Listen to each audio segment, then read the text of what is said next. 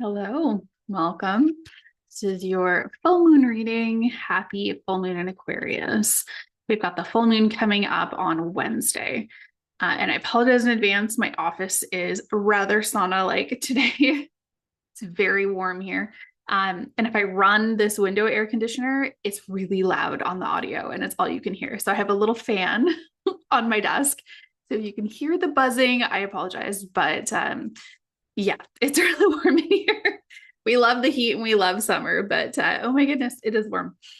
But okay, so this full moon that we have coming, like we have just finished some fascinatingly crunchy astrology for July. July was a little bit cuckoo bananas. And things are shifting, things are changing. Mercury has left retrograde now. So if that's a transit that tends to affect you, you're going to feel some ease kind of coming in the next week or two around like communication technology. Thank goodness. And now this particular full moon is, like I mentioned, in Aquarius. And so Aquarius often has to do with the collective. The 11th house is about the collective. And so when Aquarius is present, it's a lot of like zooming out energy. We're not focused on the self. We're kind of taking a step back and like looking at the whole picture, at the collective.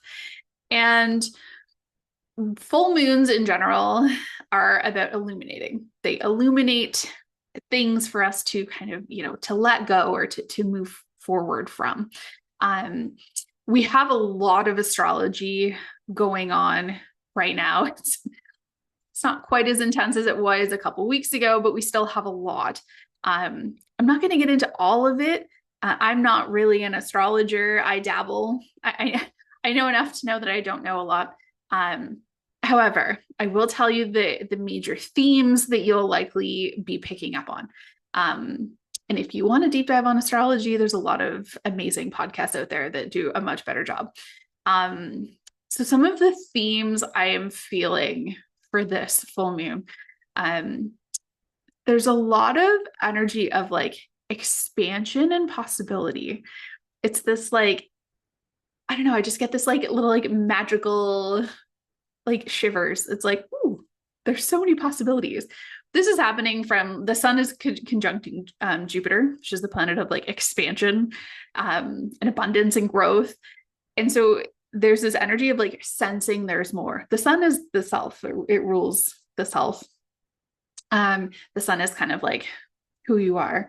And so there is this energy of like hope, optimism, new opportunities, seeing more. Jupiter's going to like expand.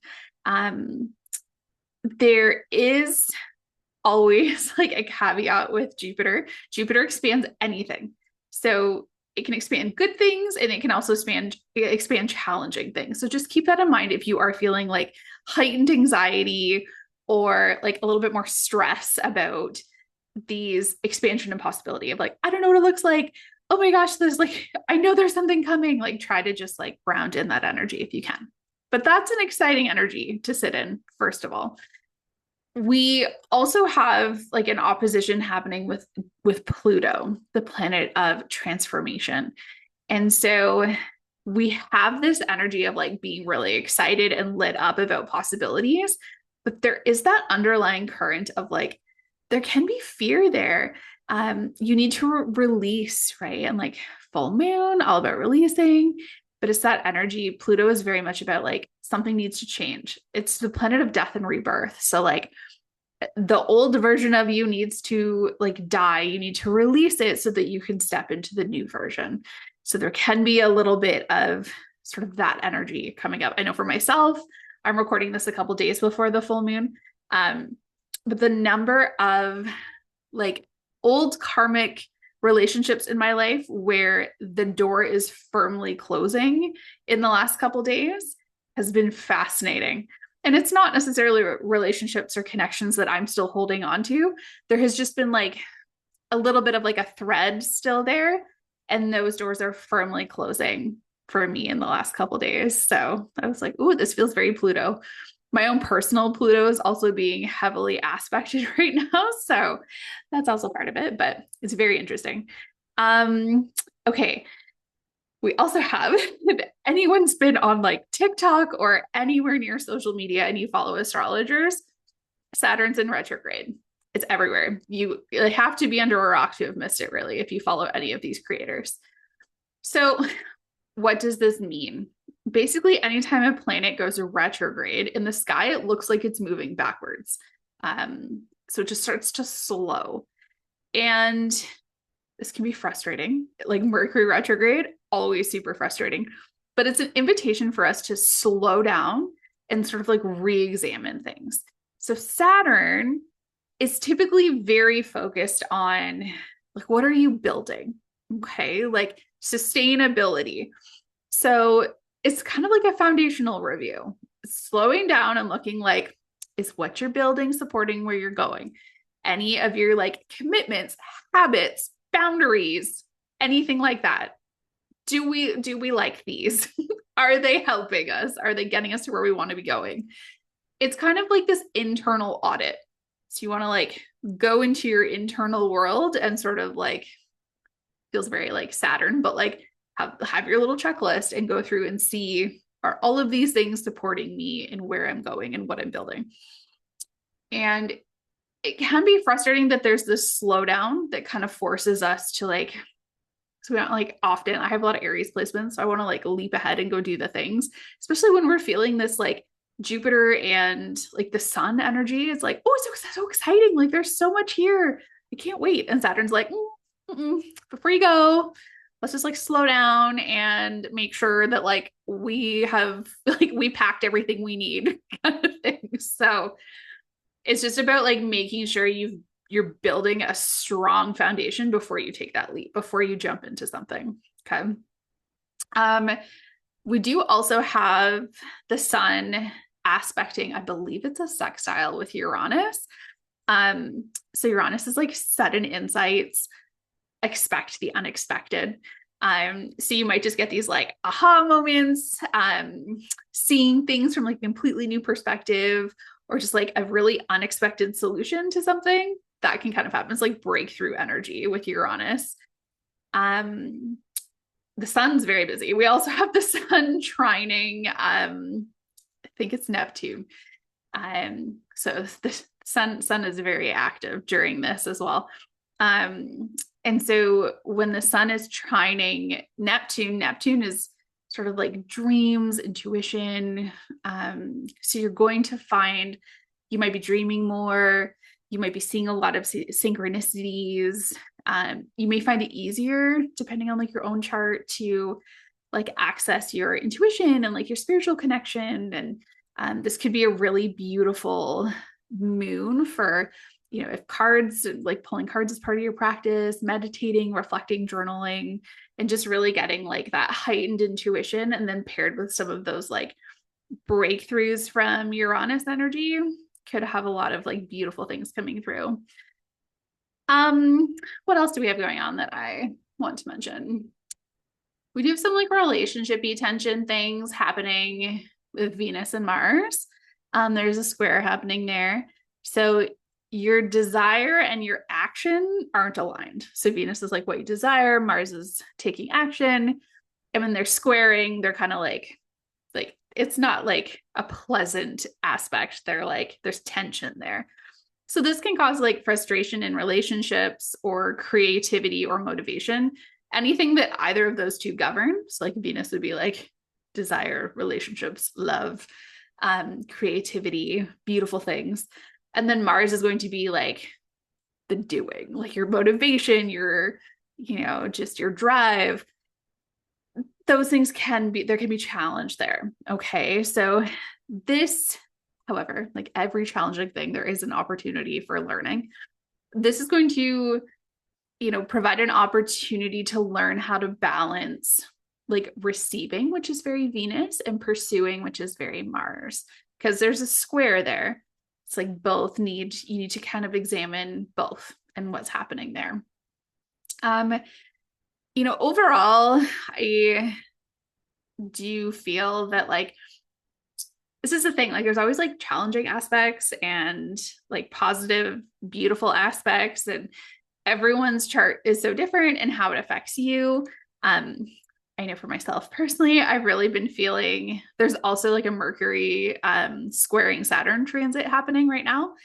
And this can cause like overthinking, self-doubt, like feeling stuck, but it can also kind of provide you a beautiful opportunity to like slow down and have really meaningful types of communication. So like in my own life, the last couple of days have been doing a ton of edits on my Oracle deck guidebook. And it's a beautiful transit for that because Saturn is like, let's look at this. Like, is this good? Is this a good edit? Is this going to stay or not? Like, is this worth it for the guidebook? What kind of a guidebook are we writing here? And it forces you to kind of like slow down in your communication.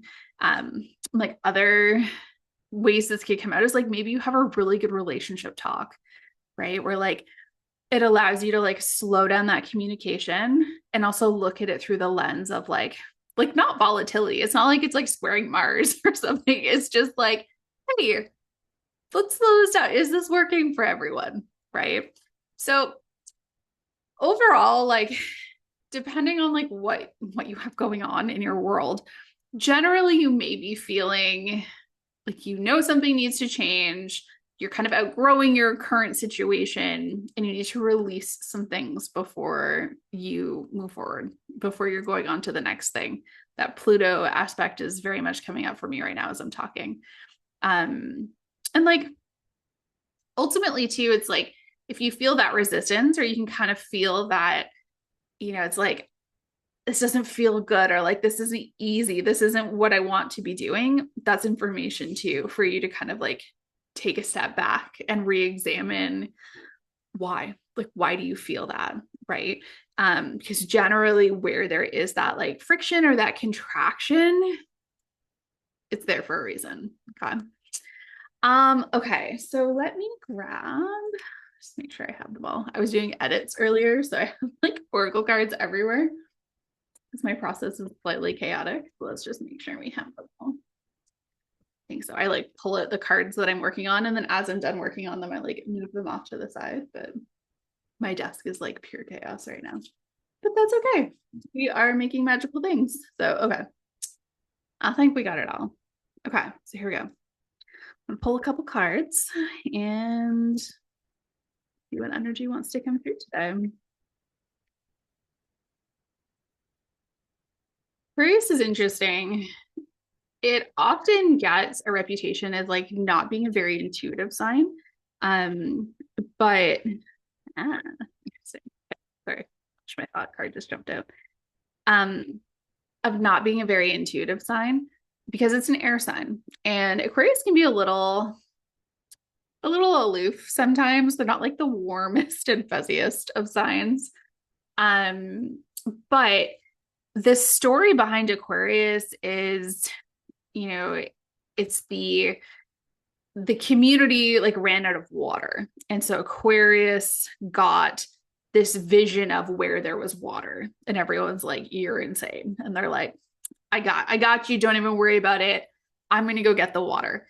And so they went on this like vision quest and like found water and brought water back to the tribe, which is why they're called the water bearer. People think that they're a water sign. They're not. It's an air sign. But that story really embodies the energy of Aquarius. There's intuition there. There's a vision. They got a message. But the part with Aquarius that differentiates it from like Cancer, for example, which is seen as one of the most intuitive signs, is that Aquarius does not care what anyone thinks. They're like beating to their own drum. They have the vision and they're just going to go do it. Right. So that's where they get the like rebel of the zodiac kind of name attached to them too, because they're like, no, like this is what I need to do. And then furthermore, it's about the collective. Like Aquarius went on this journey to get water for the community. Like it wasn't for themselves, although I'm sure they appreciated the water too. Like essentially it was for the collective. So I always found that story so interesting because it really helps to kind of like put in perspective, like what is Aquarius energy? I have many Aquariuses in my life, all different flavors of Aquarius.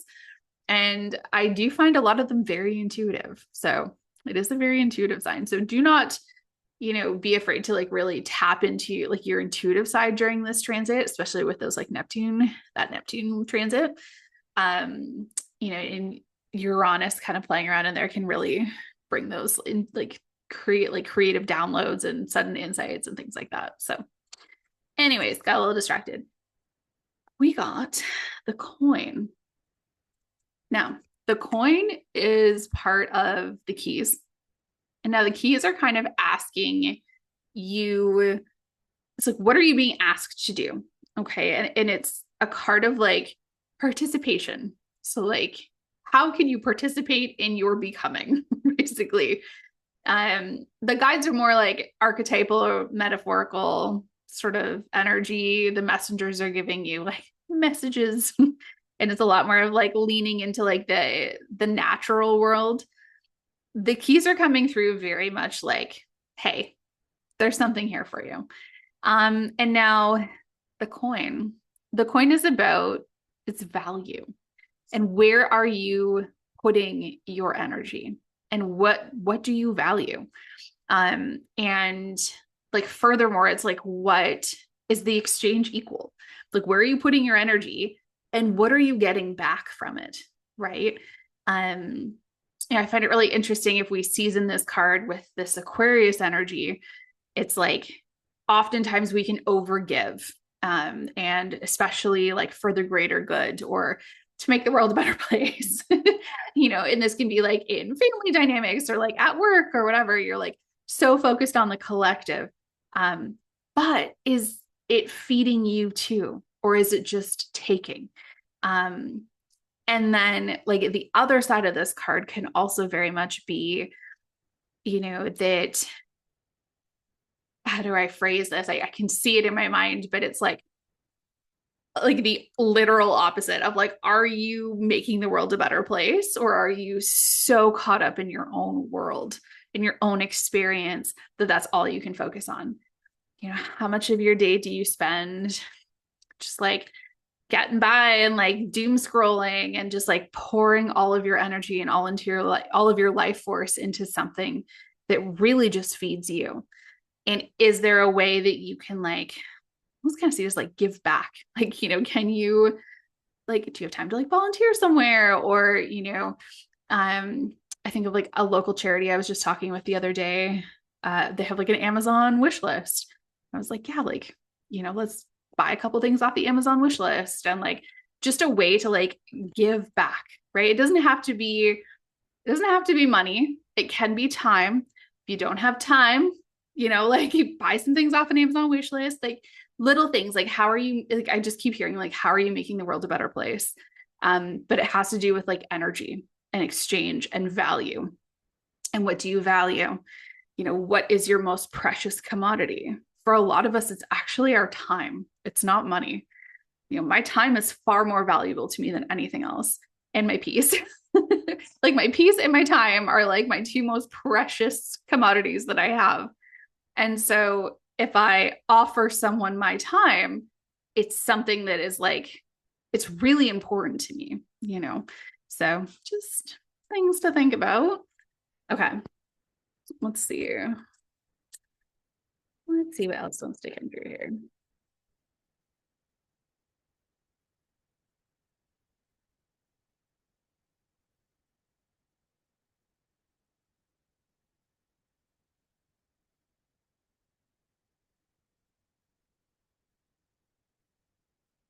Also, don't know if anyone else has been having trouble sleeping. Um, the the full moons, I usually don't sleep great, like going into them. I just find them really activating. I personally have had terrible sleep the last couple nights, especially last night. So just validate you. There are some things transiting my own chart that make this not surprising.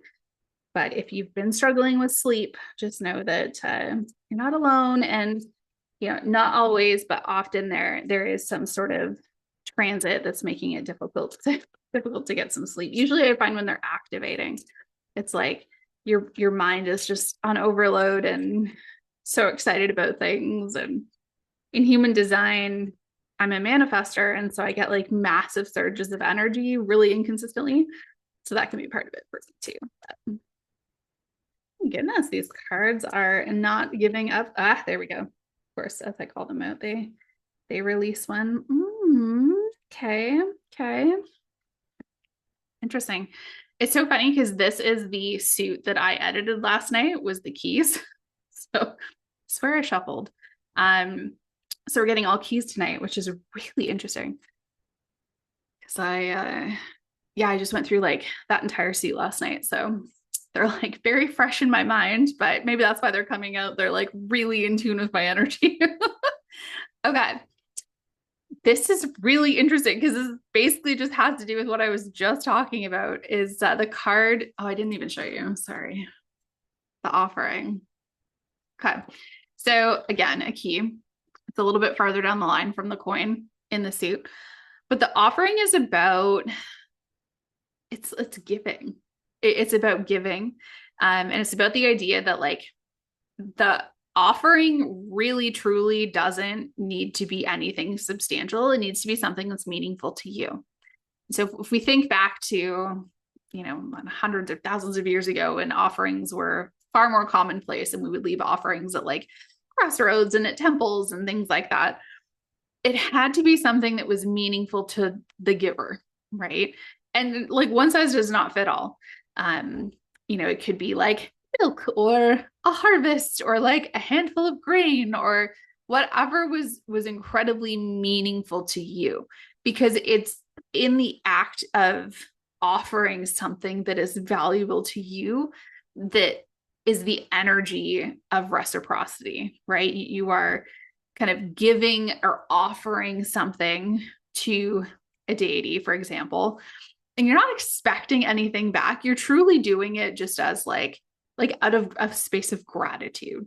And just like, you know, maybe like hopefully they give you a good harvest kind of energy, but it's very, you know, you're not like, okay, I give you this and like you make sure you give me this in return.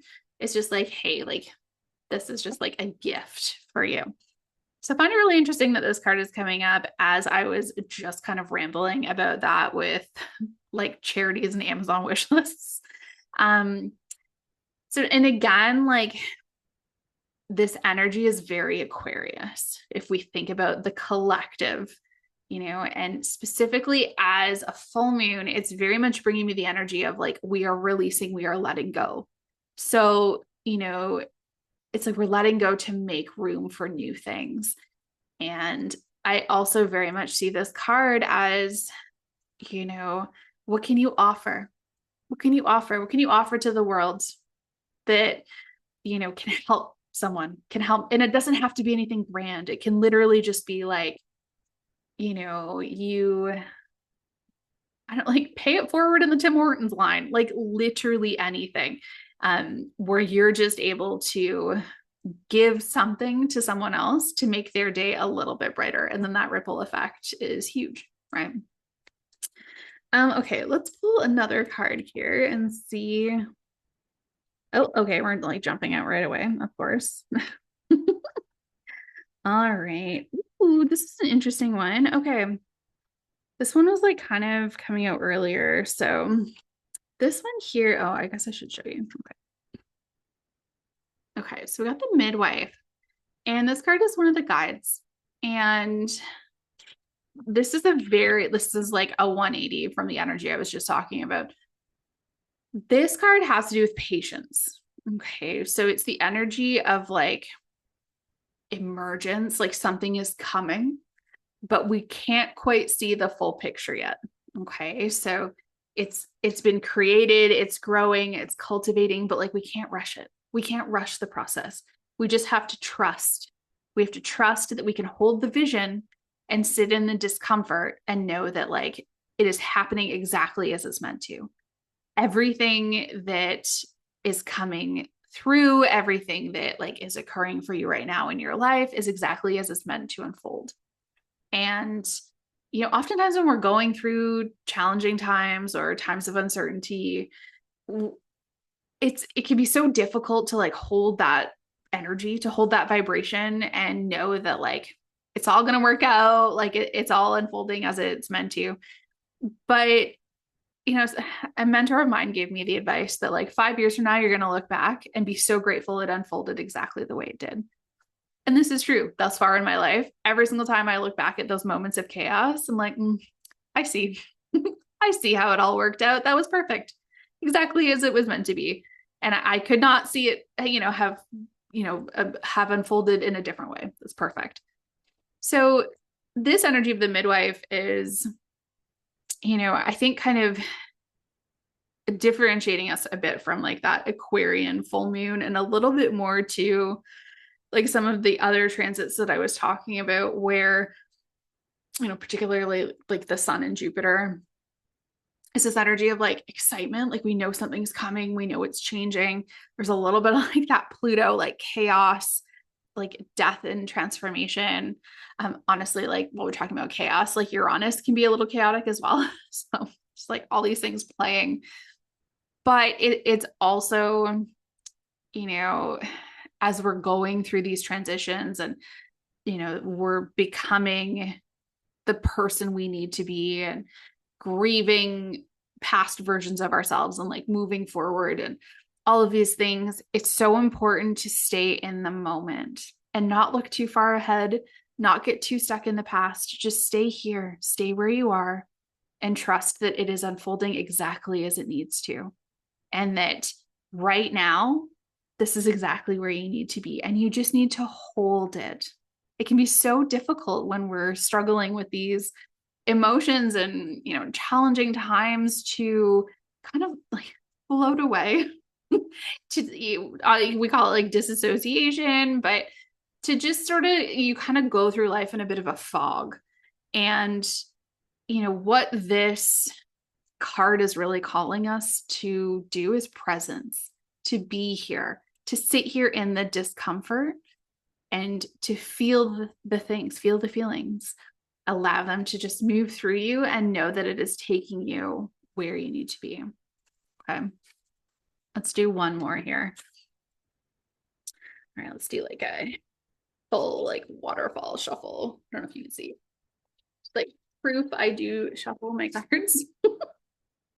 Sometimes I swear they like the same ones come out or like the like same ones in a suit. There we go, waterfall. I will say, when I was designing these cards, I specifically designed them so that I could shuffle them, like the size of them, because so many Oracle decks, you can't do that with because the cards are too wide and it bothers me. So this is probably like the slimmest Oracle deck you'll ever see, but that's why, oh, so sorry, that was my mic. That's why I designed them that way so that I could shuffle them. Okay. Super shuffled. What card? Let's see what wants to come out. I'm also not used to having a mic here, but my audio quality was like not amazing with my headphones. So we've gone back to the mic and the feedback I've gotten is that you appreciate the audio quality. So I will continue not bumping into it. So sorry. I need a larger desk setup, I think. All right, what's our final card for tonight?